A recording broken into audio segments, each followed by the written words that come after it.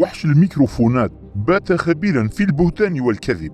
يعرف بافل طالباني بوحش الميكروفونات لكسره خلال الانتخابات البرلمانية لحكومة إقليم كردستان العام الماضي عددا من الميكروفونات.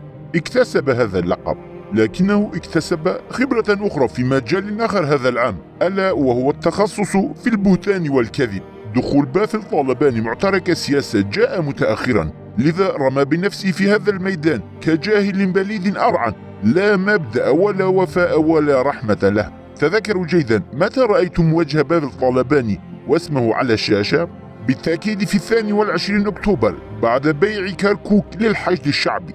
ظهر على الشاشة بلا خجل ولا حياء وفي يده الرسالة، وقال صراحة إنهم سلموا كركوك للعراق بتوقيع 38 عضوا قياديا في الاتحاد الوطني الكردستاني.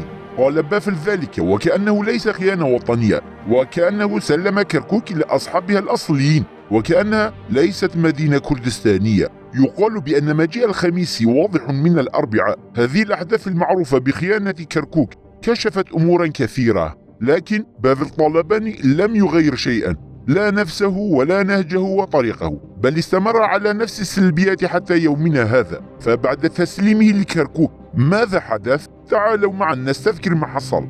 برزت قصة التسميم المتبادل في أطر الاتحاد الوطني الكردستاني.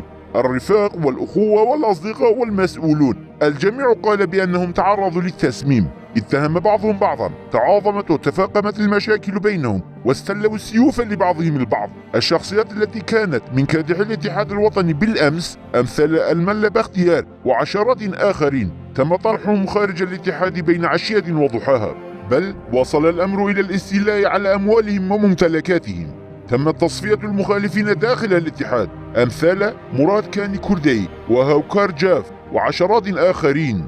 عقد بافل طالباني مؤتمرا غريبا داخل الاتحاد الوطني، حيث مد يده إلى يد الجبهة الشيعية أمثال قيس الخزعلي وشخصيات الحشد الشعبي، وعقد مؤتمرا وتحالفا معهم، وهذا كان انقلابا حقيقيا. بعد هذا المؤتمر لم يخرج عن خط الحشد الشعبي أبدا. إذا قلت لبافل طالباني قاتل رفاقي فهذا صحيح، إذا قلت لبافل طالباني خائن بايع للوطن فهذا صحيح، إذا قلت لبافل أنت فاسد سارق لأموال الجمارك فهذا صحيح أيضا، إذا قلت يا بافل أنت تبيع ثوار رجالات كردستان لإيران فهذا صحيح أيضا. فعل كل شيء ولم يتجنب أي شر، لكنه عديم الحياء وقح.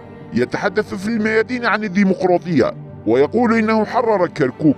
عندما جاء إلى أربيل قال الخدمات ليست مهمة بل الحرية. حسنا، ولكن عن أي حرية تتحدث؟ عن حرية أن تهاجم فندق لا لازال بالدبابات والمدافع؟ تقول هناك فساد. عن أي فساد تتحدث؟ عن فساد وسرقة واردات معبر باشماخ؟ يقول السياسيون يجمعون الأموال لأنفسهم.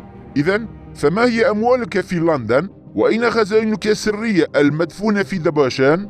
بافل طالباني دخل معترك السياسة منذ 8 سنوات، لكنه راكم حوله قذارة ودناءة ما يقرب من 30 عاما. من العار أن يكون شخص مثله زعيما لحزب في كردستان.